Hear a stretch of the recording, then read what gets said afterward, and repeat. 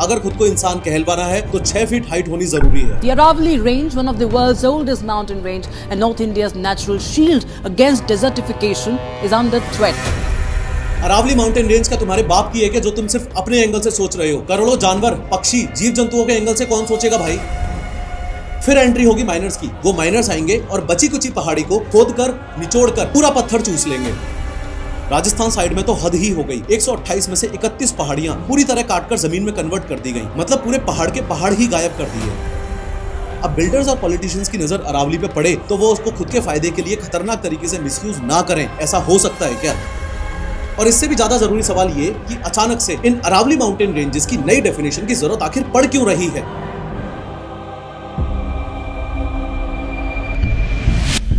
लेकिन हर बार की तरह शुरू से शुरू करते हैं। अगर कोई इंसान 6 फीट से लंबा नहीं है तो वो इंसान ही नहीं है। अगर खुद को इंसान कहलवाना है तो 6 फीट हाइट होनी जरूरी है। कैसी बेतुकी सी बात लग रही है ना ये सुनने में। पर अगर मैं आपसे कहूं कि इंडिया की ओल्डेस्ट माउंटेन रेंज, हिमालय से भी पुरानी माउंटेन रेंज यानी कि अरावली माउंटेन रेंज का कितना हिस्सा अरावली माना जाएगा और कितना हिस्सा माइनिंग माफियाज और लैंड माफियाज को सौंप दिया जाएगा, इसके लिए भी ऐसी बेतुकी सी डेफिनेशन दी गई है, तो आपको एक बार में विश्वास हो जाएगा क्या? भाई मुझे तो एक बार में विश्वास नहीं हुआ था कि कोर्ट ने इस प्रकार की डेफिनेशन एक्सेप्ट कर भी ली होगी। पर क्या है ये अरावली रेंज? और अगर माइनिंग माफियाओं और लैंड माफियाओं को सौंप भी देंगे तो क्या हो जाएगा? अरे भाई अगर बिल्डिंग्स बनानी है, डेवलपमेंट करना है तो रेत, मिट्टी, बजरी, कंकड़, पत्थर प्लस लेड, कॉपर, जिंक वगैरह, मकराना मार्बल्स वगैरह कहीं से तो लेना पड़ेगा ना। तो अरावली से ले लो, क्या फर्क पड़ता है? सिर्फ बड़ी बात नहीं, ये बहुत बड़ी बात है कि माइनिंग माफियाओं और लैंड माफियाओं का अगला शिकार अब अरावली रेंज बन गई है। देखो, अरावली रेंज एक एंशिएंट माउंटेन रेंज है जो इंडिया के नॉर्थ वेस्टर्न हिस्से में है। ये दुनिया की सबसे पुरानी पहाड़ियों में से एक है। इंडिया की ओल्डेस्ट माउंटेन रेंज है ये। और हिमालयस माउंटेन रेंज तो एज वाइज अभी बच्चे पहाड़ है इसके सामने। ये करोड़ों साल पहले बहुत ऊंचे थे, लेकिन वक्त के साथ बारिश और हवा ने इन्हें घिस घिस कर छोटा कर दिया है। ये रेंज मेनली इंडिया के 4 स्टेट से होकर गुजरती है। सबसे पहले गुजरात से शुरू होके, फिर राजस्थान में एंटर होके, फिर हरियाणा में एंटर होके और फिर दिल्ली में रायसीना हिल्स पर खत्म होती है। दिल्ली में राष्ट्रपति भवन और JNU यूनिवर्सिटी अरावली रेंज के एक्सटेंडेड हिस्सों पर ही बने हुए हैं। जयपुर के जयगढ़, आमेर, नाहरगढ़ फोर्ट और इंडिया का लार्जेस्ट फोर्ट यानी कि चित्तौड़गढ़ फोर्ट, ये सब भी अरावली हिल्स के हिस्सों पर ही बने हुए हैं। अगर आप कभी माउंट आबू घूमने गए हो तो गुरु शिखर नाम की हाईएस्ट जगह पर जरूर गए होंगे। ये गुरु शिखर ही अरावली की सबसे ऊंची चोटी है और इसकी हाइट करीबन 1722 मीटर है। गुजरात से दिल्ली तक ये रेंज करीब 692 किलोमीटर लंबी है। अब प्रॉब्लम समझो, प्रॉब्लम क्या है? प्रॉब्लम ये है कि सुप्रीम कोर्ट ने अरावली माउंटेन रेंजेस की एक नई डेफिनेशन एक्सेप्ट की है। इस नई डेफिनेशन के 2 पार्ट्स हैं, एक वर्टिकल पार्ट और एक हॉरिजॉन्टल पार्ट। वर्टिकल पार्ट वाली डेफिनेशन ये कहती है कि अगर कोई पहाड़ी अपने आसपास की जमीन से कम 100 मीटर ऊपर उठती है, यानी कि उसकी हाइट कम से कम 100 मीटर है, तभी उसे अरावली हिल माना जाएगा। मतलब अगर पहाड़ी 99 मीटर या उससे कम है तो सॉरी भाई, वो अरावली काउंट नहीं होगी। और अगर अरावली काउंट नहीं होगी तो फॉरेस्ट कंजर्वेशन एक्ट अप्लाई नहीं होगा। और अगर फॉरेस्ट एक्ट अप्लाई नहीं होगा तो प्रोटेक्शन खत्म हो जाएगी और बिल्डर्स और माइनिंग माफियाओं के लिए इन पहाड़ियों को काट के यूज करने का रास्ता खुल जाएगा। सिमिलरली हॉरिजॉन्टल पार्ट वाली डेफिनेशन ये कहती है कि अगर 2 या ज्यादा अरावली हिल्स एक दूसरे से 500 मीटर के अंदर अंदर हैं, तभी उन्हें साथ में अरावली रेंज माना जाएगा। अगर डिस्टेंस 500 मीटर से ज्यादा हो गया तो वो अलग अलग ट्रीट होंगे, एक रेंज नहीं। यानी कि फिर से प्रॉब्लम ये है कि ये नया रूल 90% छोटी पहाड़ियों को प्रोटेक्शन से बाहर कर देगा और एनवायरमेंटलिस्ट कह रहे हैं कि माइनिंग के लिए रास्ता खुल जाएगा। अब दिक्कत यह है कि अरावली रेंज की सिर्फ 8.7% पहाड़ियां ही ऐसी हैं जो 100 मीटर से ऊंची हैं, बाकी सारी की सारी तो 100 मीटर से छोटी हैं। अगर नंबर वाइज बताऊं तो अरावली माउंटेन रेंजेस की 12,081 पहाड़ियों में से 11,033 पहाड़ियां तो ऐसी हैं जो 100 मीटर रूल क्वालिफाई ही नहीं कर पाएंगी। सिर्फ 1,048 पहाड़ियां ही ऐसी हैं जो इस रूल को क्वालिफाई कर पाएंगी, यानी कि अरावली माउंटेन रेंज की पहाड़ियां कहला पाएंगी। तो इसका मतलब ये हुआ कि 91.3% पहाड़ियों पे अब खतरा मंडरा रहा है। खतरा लैंड माफियाओं का, खतरा माइनिंग माफियाओं का, खतरा हजारों पेड़ काटे जाने का। क्योंकि आप खुद समझो ना, जो अरावली माउंटेन रेंज आज के दिन कुछ ऐसी दिखती है, इसमें से अगर मैं 90% से ज्यादा पहाड़ियां कटवा दूंगा तो वो अब ऐसी दिखेगी। और अगर अरावली हिल्स नई डेफिनेशन की वजह से ऐसी दिखी तो अपने देश में कुछ ऐसी मेजर दिक्कतें होंगी कि एक बड़ा इकोलॉजिकल डिजास्टर होने वाला है। सबसे पहली और सबसे बड़ी दिक्कत होगी थार डेजर्टिफिकेशन की। देखो, थार डेजर्ट, जिसे द ग्रेट इंडियन डेजर्ट कहते हैं, वो सिर्फ रेत का ढेर नहीं है। ये एक सूखा इलाका है जो राजस्थान के वेस्टर्न साइड जैसलमेर, बाड़मेर, बीकानेर से लेकर पाकिस्तान तक फैला हुआ है। मैप में देखो, लेफ्ट साइड पाकिस्तान है, बीच में थार है और राइट साइड में अरावली की दीवार है, जिसके पीछे दिल्ली, हरियाणा, उत्तर प्रदेश छुपके बैठे हुए हैं। अब समझने वाली बात यह है कि डेजर्ट एक जमीन नहीं है, एक हालात है, यानी एक कंडीशन है और ये अपनी जगह पे नहीं रहता, आगे बढ़ता है। थार में तेज वेस्टर्ली विंड्स चलते हैं जो लाखों टन बारीक रेत उड़ाती हैं। इन पार्टिकल्स के पैर नहीं होते, ये हवा के साथ उड़ते हैं और अगर कोई इन्हें रोके नहीं तो ये उपजाऊ जमीन पर कब्जा कर लेते हैं। जब उपजाऊ जमीन पर रेत की परत जम जाती है तो डेजर्ट बनने लगता है। इसके अलावा अलावा डेजर्ट अपने आसपास की हवा को भी सूखा बना देता है। गर्म हवा आसपास की हरी भरी जमीन की नमी चूस लेती है और वो भी सूख जाती है। इस पूरे प्रोसेस को ही डेजर्टिफिकेशन कहते हैं। और अगर अरावली रेंज की 90% पहाड़ियां काट दी तो तुम दिल्ली और उसके आसपास के इलाकों को डेजर्टिफिकेशन से नहीं बचा पाओगे। मतलब डेजर्ट कैंसर की तरह स्प्रेड होता है। अगर अरावली रेंज की 90% पहाड़ियां काट दी गई तो थार की रेत को रोकने वाला कोई नहीं होगा। वो सीधे गुरुग्राम, फरीदाबाद, दिल्ली, ईस्टर्न राजस्थान और उत्तर प्रदेश पर बरसेगी। तुम्हारे पार्क, खेत और गार्डन्स की मिट्टी पर रेत बिछना शुरू हो जाएगी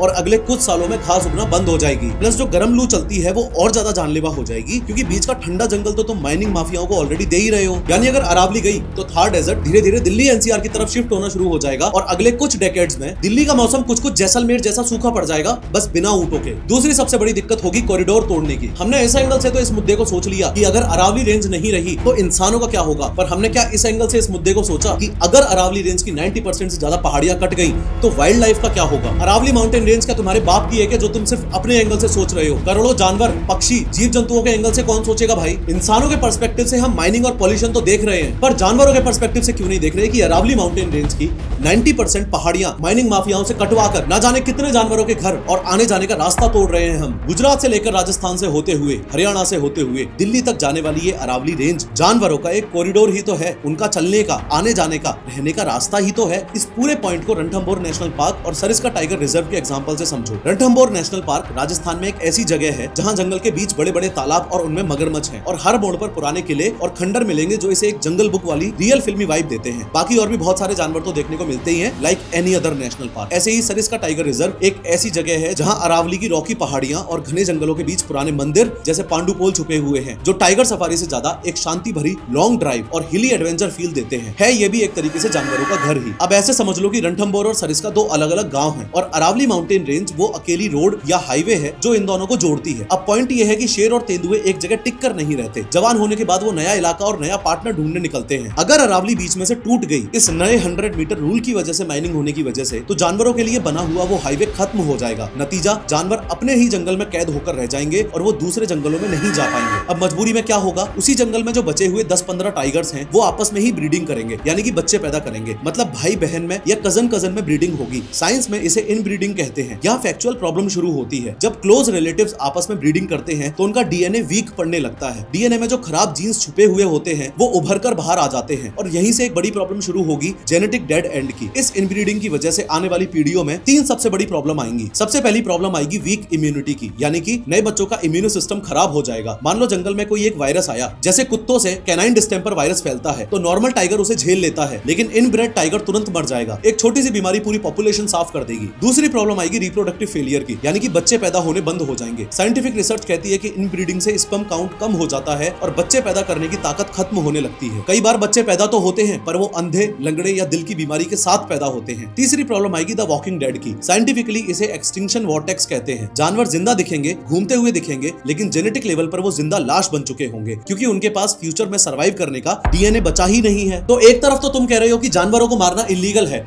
उन्हें भी जीने का हक है, और दूसरी तरफ उनका घर और उनके आने जाने का रास्ता तो माइनिंग माफियाओं को सौंप रहे हो। अगर अरावली रेंज 90% काट दी तो तीसरी सबसे बड़ी दिक्कत होगी वाटर मैनेजमेंट की। देखो, इतना तो मैं मान के चल रहा हूं कि अगर तुमने ये वीडियो यहां तक देख ली है तो तुम लोगों को इतनी बेसिक बात तो समझ आ गई है कि ये नया 100 मीटर हाइट रूल असल में एक लाइसेंस है बर्बादी का। क्योंकि भले ही सुप्रीम कोर्ट ने फिलहाल अपने फैसले में ये भी बोला हो कि नए माइनिंग लाइसेंसेस ग्रांट नहीं किए जाएंगे जब तक एक प्लान अच्छे से तैयार नहीं हो जाता, लेकिन ओवरऑल लॉजिक ये लगाया गया है कि अगर कोई पहाड़ 100 मीटर से छोटा है तो वो अरावली माउंटेन रेंजेस में कैलकुलेट नहीं होगा। अब जैसे ही कोई पहाड़ अपनी हाइट की वजह से अरावली हिल्स से हटा तो सबसे पहले तो उस पे फॉरेस्ट लॉज लगना बंद हो गए और अब वो एक साधारण जमीन का टुकड़ा बनकर रह जाएगा। फिर एंट्री होगी माइनर्स की। वो माइनर्स आएंगे और बची कुची पहाड़ी को खोद कर, निचोड़ कर पूरा पत्थर चूस लेंगे, और अब जब पहाड़ गायब हो जाएगा, जमीन प्लेन हो जाएगी, तो वहां पर बिल्डर्स आएंगे और जो नेचुरल फॉरेस्ट था उसकी जगह पर एक कॉन्क्रीट सिटी खड़ी कर देंगे। मैं अज्यूम कर रहा हूं कि इतनी बात तो आपको समझ आ गई है। अब तीसरी प्रॉब्लम समझो कि ये वाटर क्राइसिस वाली प्रॉब्लम आखिर है क्या। देखो, अरावली रेंज और एक सिटी पानी के साथ बिल्कुल अलग बर्ताव करते हैं। अरावली बारिश के पानी को अपना दोस्त या मेहमान मानती है। ये एक स्पॉन्ज की तरह एक्ट करती है जिसकी जमीन में हजारों दरारें हैं। जैसे ही पानी गिरता है, अरावली उसे होल्ड करती है और धीरे धीरे जमीन के नीचे भेजती है। ये सीधा एक्यूफर्स यानी कि जो नेचुरल पानी के टैंक्स हैं उनको भरता है, जैसे ग्राउंड वाटर रिचार्ज होता है, और सड़क पर पानी नहीं भरता। लेकिन अगर बिल्डर्स ने पहाड़ काटकर सिटी बना दी तो वो पानी को दुश्मन या कचरा मानेगी। सिटीज में मैक्सिमम कंक्रीट और सड़क होते हैं जो वाटर प्रूफ होते हैं। सिटी का पूरा डिजाइन ही पानी को जमीन से दूर भगाने के लिए होता है। पानी सील हो जाता है अंदर नहीं जा सकता, बस सड़क पर जमा हो जाता है और नालों में बह जाता है। इसका नतीजा ये होगा कि अरावली की 90% पहाड़ियां कटने से दो सिनेरियोज क्रिएट होंगे, पहला फ्लड और दूसरा ड्रॉट यानी कि सूखा पड़ना। इस बात को हल्के में लेना बहुत बड़ी बेवकूफी है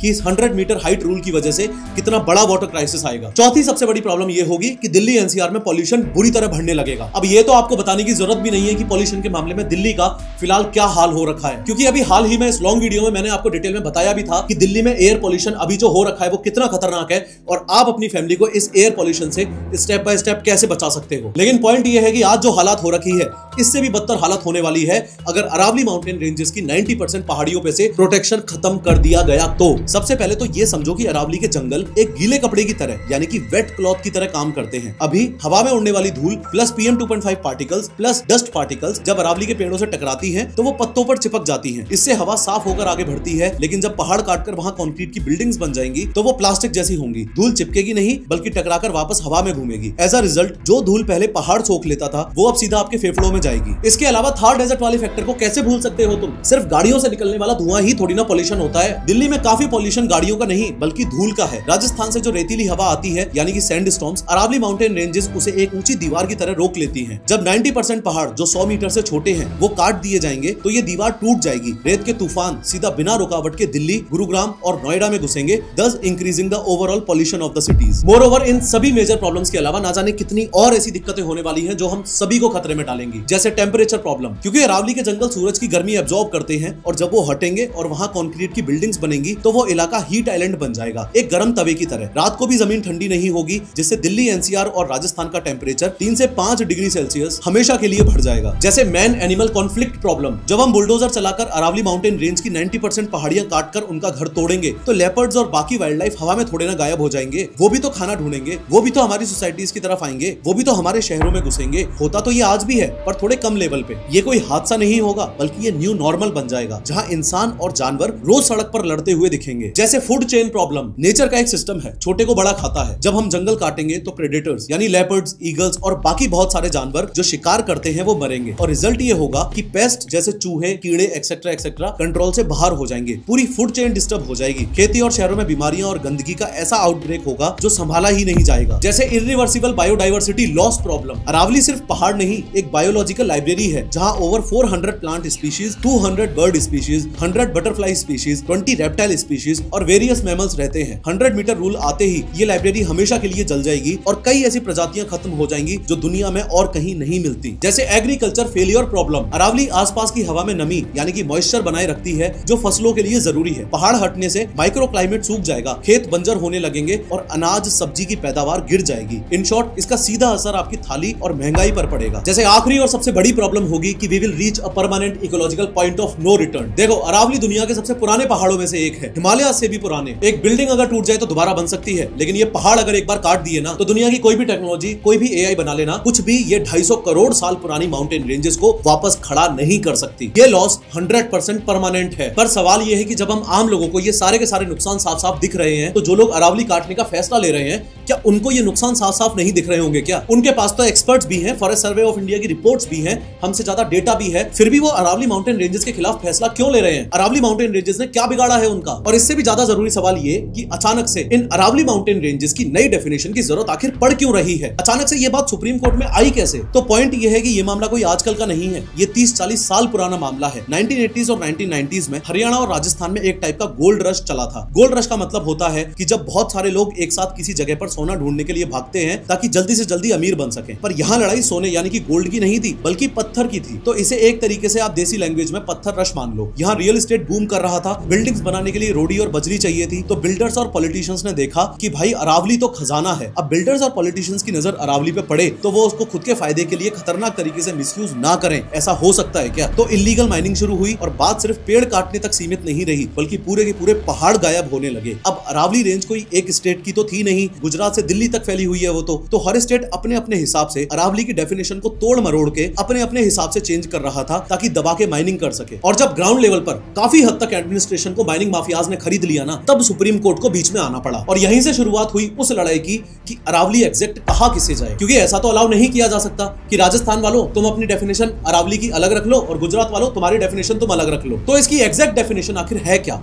बात यहाँ पर आके अटक गई। तो उसके बाद ये डेफिनेशन की लड़ाई काफी लंबी चली। पिछले 20-25 सालों में कुछ कोर्ट केसेस भी हुए, काफी पहाड़ भी गायब हुए और अरावली माउंटेन रेंजेस इतने सालों तक लगातार न्यूज में बनी रही। जैसे 1990s के दौर में जब रियल एस्टेट और कंस्ट्रक्शन बूम के कारण हरियाणा और राजस्थान में पत्थर की डिमांड बढ़ी और इलीगल माइनिंग शुरू हुई, तो 1992 में गवर्नमेंट ने नोटिफिकेशन निकाला और अरावली रेंज को इकोलॉजिकली सेंसिटिव डिक्लेयर कर दिया। लेकिन सिर्फ डिक्लेयर कर देने से काम हो जाता है क्या? जमीन पर तो इलीगल माइनिंग फिर भी चल ही रही थी। फिर जब इलीगल माइनिंग चलती रही और एडमिनिस्ट्रेशन फेल हो गया, तब MC मेहता ने सुप्रीम कोर्ट में पिटीशन डाली कि अरावली को बचाया जाए। फिर साल 1996 में सुप्रीम कोर्ट ने पहली बार माइनिंग एक्टिविटीज पर स्ट्रिक्ट रिस्ट्रिक्शंस लगाए और 2 से 5 किलोमीटर का बफर जोन बनाया। पर कोर्ट के ऑर्डर के बावजूद भी इलीगल माइनिंग रात के अंधेरे में और पॉलिटिकल सपोर्ट के साथ चलती रही। फिर MC मेहता, जिन्हें ग्रीन एवेंजर ऑफ इंडिया भी कहा जाता है, उन्होंने प्रूव किया कि माइनिंग की वजह से जो गड्ढे हो रहे हैं, उन माइनिंग पिट्स की वजह से ग्राउंड वाटर जहरीला हो रहा है और सूख रहा है। फॉलोइंग दिस 2002 में सुप्रीम कोर्ट ने हरियाणा गवर्नमेंट को फटकार लगाई और माइनिंग पर तब तक टेम्परेरी बैन लगा दिया जब तक एनवायरमेंटल क्लियरेंस ना मिले। कोर्ट ने सेंट्रल एम्पावर्ड कमेटी भी बनाई ताकि जमीन पर सच्चाई चेक की जा सके। राजस्थान साइड में तो हद ही हो गई। 128 में से 31 पहाड़ियां पूरी तरह काटकर जमीन में कन्वर्ट कर दी गई, मतलब पूरे पहाड़ के पहाड़ ही गायब कर दिए। इस सब के बाद सुप्रीम कोर्ट ने हरियाणा के अरावली एरिया में माइनिंग पर कंप्लीट बैन ही लगा दिया। कोर्ट ने कहा, हम डेवलपमेंट के लिए लोगों की जिंदगी खतरे में नहीं डाल सकते। माइनिंग बंद हुई तो बिल्डर्स ने वहां फार्म हाउस और बिल्डिंग्स बनानी शुरू कर दी, जैसे कांत एन्क्लेव वाला फेमस केस जो हुआ था। लड़ाई इस बात पर आ गई कि क्या अरावली की जमीन फॉरेस्ट है भी या नहीं। फिर सुप्रीम कोर्ट ने ऑर्डर दिया कि अरावली फॉरेस्ट लैंड पर बने हुए कांत एन्क्लेव को तोड़ा जाए और फिर कॉलोनी के 50 से ज्यादा घर तोड़े गए। और कुछ इस तरीके से अरावली को लेके बिल्डर्स, पॉलिटिशियंस वगैरह हमेशा अपना फायदा देखते हुए कुछ न कुछ ऐसा जुगाड़ करते रहे कि कैसे भी करके अरावली को अपने फायदे के लिए निचोड़ लें। लेकिन सुप्रीम कोर्ट बीच बीच में अरावली को बचाने के लिए समय समय पर अलग अलग फैसले सुनाता रहा। पर इस बार बात अलग है। इस बार अरावली माउंटेन रेंजेस के साथ में गेम थोड़ा सा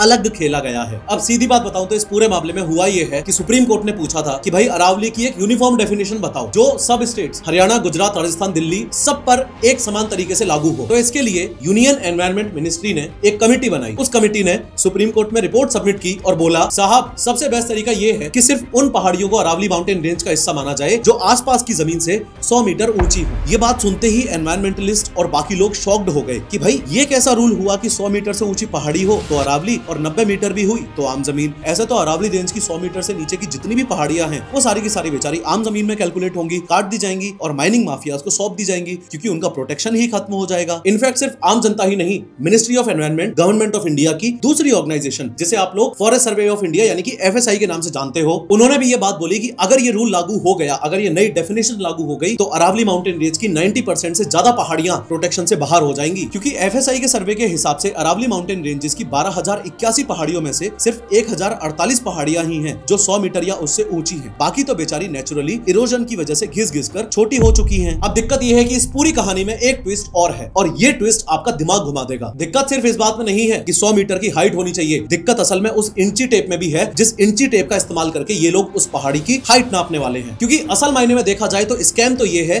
कि 100 मीटर नापा कहां से जाएगा। सच कहूं तो इस डेफिनेशन में ऐसा एक टेक्निकल ट्रैप छुपा के रखा हुआ है जो आपकी आंखों में धूल झोंक रहा है। और इस टेक्निकल ट्रैप को समझने का सबसे आसान तरीका है अपने इंडिया के अलग अलग रेलवे स्टेशंस पर लगा हुआ ये पथरीला येलो कलर का जो बोर्ड होता है वो। आपने अगर नोटिस किया हो तो इन बोर्ड्स पर रेलवे स्टेशन के नाम के अलावा नीचे हाइट और लिखी रहती है और हाइट लिखते वक्त लिखा जाता है XYZ मीटर की ऊंचाई फ्रॉम सी लेवल या फिर समुद्र तल से इतनी ऊंचाई। अब दिक्कत यह है कि सुप्रीम कोर्ट ने अरावली माउंटेन रेंजेस की जो न्यू डेफिनेशन एक्सेप्ट की है ना, उसमें स्पेसिफिकली हाइट को कैलकुलेट करने के बारे में ऐसा लिखा गया है कि सिर्फ उन्हीं हिल्स को अरावली माउंटेन रेंजेस में कैलकुलेट किया जाएगा जो आसपास की जमीन से 100 मीटर ऊंची होंगी। ट्रैप को समझो, सारा ट्रैप इस शब्द में छुपा हुआ है, आसपास की जमीन। अब आसपास की जमीन क्या, इसकी तो कोई डेफिनेशन है ही नहीं, क्योंकि जमीन एक जैसी थोड़ी ना होती है। कहीं पे ऊंचाई है जैसे जहां पहाड़ टीले वगैरह हो और कहीं पे नीचाई है जैसे जहां वैलीज हो। तो अरावली हिल्स की हाइट कैलकुलेट करते वक्त ये लोग आसपास की जमीन मानेंगे किसे? यही रीजन था कि इन जनरल दुनिया में साइंटिस्टों को एक ऐसा पॉइंट चाहिए था जहां से सारी हाइट एक समान हो। यानी कि साइंटिस्टों ने ये डिसाइड किया कि पूरी दुनिया के लिए एक कॉमन बेस होना चाहिए जो कभी ना चेंज हो, और वो कॉमन बेस क्या था? समंदर यानी कि सी लेवल। क्योंकि समंदर का पानी ग्रेविटी की वजह से पूरी दुनिया में लगभग एक ही लेवल पर रहता है, इसलिए पूरी दुनिया में MSL यानी कि मीन सी लेवल को 0 माना जाता है, चाहे आप अमेरिका में हो या इंडिया में। 100 मीटर की हाइट का मतलब है सी लेवल से 100 मीटर ऊपर। ये फिक्स्ड है, इसमें चीटिंग नहीं हो सकती। अब डेफिनेशन में 100 metre height from sea level ना लिख के 100 मीटर हाइट फ्रॉम आसपास की जमीन लिख के अरावली माउंटेन रेंजेस को खतरे में डाल दिया गया है। क्योंकि कमिटी ने बोला है कि हम हाइट सी लेवल से नहीं बल्कि पहाड़ के बेस यानी कि सराउंडिंग लैंड से नापेंगे। ये सुनने में तो नॉर्मल लग रहा है, पर असलियत ये है कि आसपास की जमीन की कोई स्पेसिफिक डेफिनेशन है ही नहीं। पहाड़ के आसपास की जमीन का मतलब क्या वो जमीन जो पहाड़ के बिल्कुल नीचे है, या वो रोड जो 1 किलोमीटर दूर है, या वो प्लेट्यू जो पहले से ही ऊंचा है? कोई स्टैंडर्ड ही डिफाइन नहीं किया है कि कहां से इंच टेप रखना शुरू करना है। जिसका जहां मन करेगा वहां से नाप देगा। और इसमें सबसे बड़ा खतरा यह भी है कि अरावली रेंज ऑलरेडी कई जगह पर प्लेट्यू यानी कि एक पथरीले इलाके के ऊपर ही स्थित है। इमेजिन करो, जमीन पहले से ही सी लेवल से 100 मीटर ऊंची है, जैसे एक टेबल, उस टेबल पर 80 मीटर की पहाड़ी है। तो अब सी लेवल से अगर कैलकुलेट किया जाए तो पहाड़ी की असली हाइट हुई 300 प्लस 80 = 380 मीटर। लेकिन नया रूल बोले कि भाई नीचे की जमीन मत गिनो, सिर्फ टेबल के ऊपर की हाइट गिनो। तो उस हिसाब से उस पहाड़ी की हाइट आई सिर्फ 80 मीटर, और क्योंकि वो 100 मीटर से कम है तो वो अरावली माउंटेन रेंज का हिस्सा मानी ही नहीं जाएगी और तोड़ दी जाएगी। एक मेजर प्रॉब्लम हालांकि यहाँ पे ये भी है कि ये गलत तरीके से 100 मीटर हाइट नापने वाला रूल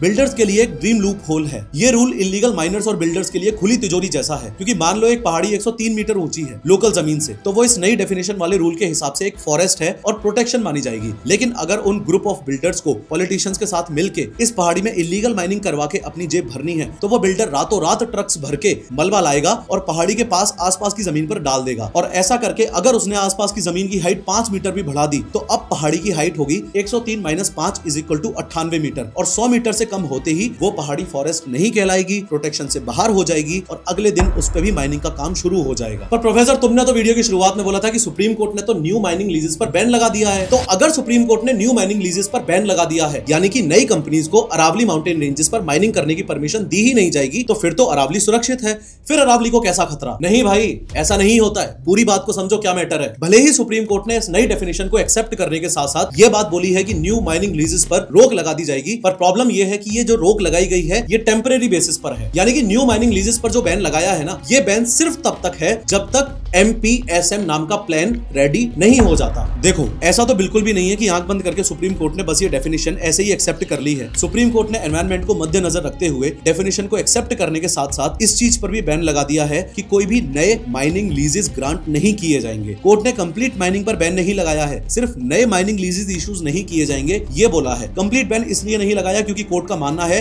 कि कंप्लीट बैन लगा देने से इलीगल माइनिंग बढ़ेगी और माफियाओं को कंट्रोल मिलेगा। पर एनवायरमेंटलिस्ट को असल प्रॉब्लम इस बात से हो रही है कि ये न्यू माइनिंग लीज पर बैन सिर्फ तब तक है जब तक MPSM नहीं बन जाता। अब ये MPSM क्या है? इस पूरे सुप्रीम कोर्ट डिसीजन का मोस्ट इंपोर्टेंट फैक्टर ही है MPSM, और अगर ये समझ आ गया तो सब समझ आ गया। MPSM का मतलब है management plan for sustainable mining. Basically ये एक ऐसी साइंटिफिक रिपोर्ट होती है जो डिसाइड करती है कि जंगल के किस हिस्से में माइनिंग हो सकती है और किस हिस्से में बिल्कुल भी माइनिंग नहीं हो सकती। अरावली माउंटेन रेंजेस में कहां माइनिंग होगी और कहां नहीं, ये डिसाइड करने के लिए सुप्रीम कोर्ट का ये MPSM प्लान बनाने वाला आइडिया झारखंड के सरांडा फॉरेस्ट से इंस्पायर्ड है। झारखंड में ICFRE यानी कि Indian council of forestry research and education के वैज्ञानिकों ने पूरे जंगल का एक जियो रेफरेंस्ड इकोलॉजिकल असेसमेंट किया था। आसान भाषा में बोलूं तो उन्होंने GPS लेकर चप्पा चप्पा मैप चेक किया और देखा कि कहां वाइल्ड लाइफ ज्यादा है, कहां पानी रिचार्ज होता है, कहां फॉरेस्ट डेंस है, एक्सेट्रा एक्सेट्रा। इस डेटा के बेसिस पर उन्होंने फॉरेस्ट को 2 हिस्सों में डिवाइड किया, एक तो सस्टेनेबल जोन्स और दूसरा नो गो जोन्स। सस्टेनेबल जोन्स यानी कि जहां माइनिंग अलाउड की जाएगी और नो गो जोन्स यानी कि जहां माइनिंग स्ट्रिक्टली नॉट अलाउड होगी। ऐसी ही सेम अप्रोच अरावली के साथ भी ली जा रही है कि MPSM प्लान तैयार करो, यानी कि अरावली को मैप करके ये बता दो